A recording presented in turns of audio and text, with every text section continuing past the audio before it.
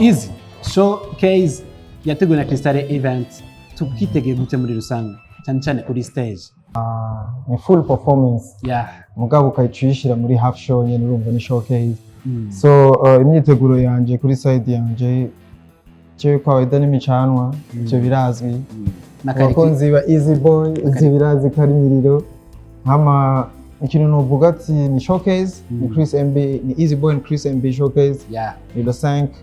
avril muri CRISTAL mu nyubako za CRISTAL ni twese duhurire le CRISTAL le 5 avril. So nireka ndabamenyeshe gatoyi ni CRISTAL naheruka kera gatoyi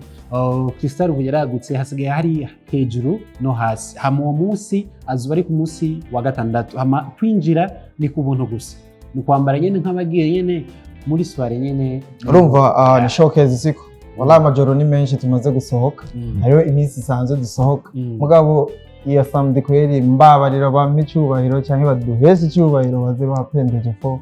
siko nta kindi usabwa we need to flex tuze turyoherwe tuze ngaha twuzuze natwe tubabanjikije ku muziki urenze gahunda ni kwiyemera gahunda ni nyene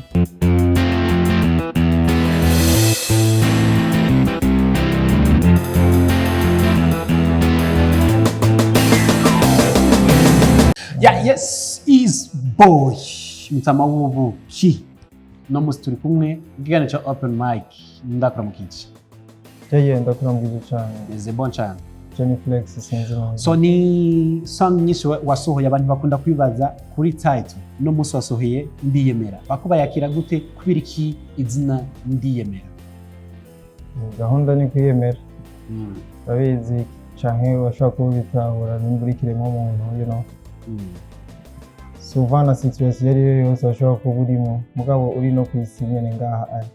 isi y'Imana mutamu isi ya Nyagasani gahunda nyene ugomba kwiyemera kubera nta muntu yoza akabigufashamo nyene vyihaye so ubu nuburiha ni meje twakuze muri bihugu bigize EAC zari zimeze gute niki wungutse nyuma yavyo tuntu dushasha nyene uba wuguye nyene muri vibe cyangwa gahunda zose uba waciye mu nyene turarondeza cyangwa no hariya bivanye n'akazi urimo nizere yuko umuntu wese aba yubuye ikintu gishasha nyene fata ishusho gatoyi kuri World Beach ni stage wagiyeko hari vibe cyane nyinshi cyane ijya mu duguti bro nukuvuga yuko kuri World Beach harimo vibe uva mahanga siko kandi nabo nyine baba bakaze muri sanse yabo bakora mu muziki wabo siko nukuvuga yuko haba hariho nk'ikintu no kwita rehearsals cyangwa imyiteguro nyine kugira niwashika imbere y'abantu nturinde gutoza akantu uza gucishamo cyangwa ikintu bw'ibintu byose iyo bipanze nyine urumva ko iba ari vibe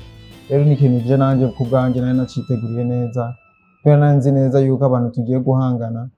na bamwe mu dusanzwe dukorana akazi ngaha muri industry urumva so nukuvuga yuko jewe concert yayo yose je mbaye ndayibona nka Champions League mu finale kwe showcase yateguwe na CRISTAL EVENTS tukitegeye gute muri rusange cyane cyane kuri stage nukuvuga yuko showcase urumva ni showcase ni full performance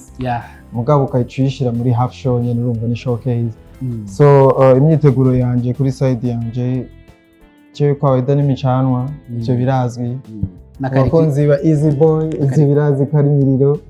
hama ikintu novuga ati ni showcase ni Chris MB ni Easy Boy and Chris MB showcase ni le 5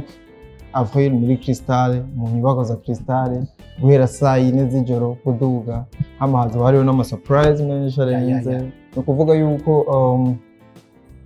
umuntu azosiba kweri azoba yibazo cyane kandi kwinjira ari ku banjuko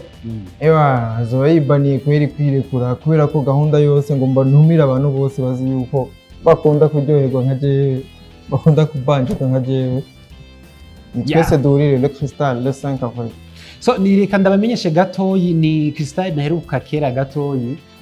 CRISTAL ubu yaragutse hasigaye hari hejuru no hasi hama uwo munsi azuba ari ku munsi wa gatandatu hama kwinjira ni ku buntu gusa ni kwambara nyene nk'abagiye nyene muri soirée nyene urumva ni showcase siko wala amajoro ni menshi tumaze gusohoka hariho iminsi isanzwe dusohoka mugabo iya samedi kweri mbabarira bampa icyubahiro canke baduheshe icyubahiro baze bapendeje ko siko nta kindi we usabwa need to gusa. flex tuze turyoherwe tuze ngaha twuzuze natwe tubabanjikije ku muziki urenze Yeah. Gahunda ni kwiyemera. Gahunda niyo nyene urakoze cyane ico boy is mutama w'ubuki hala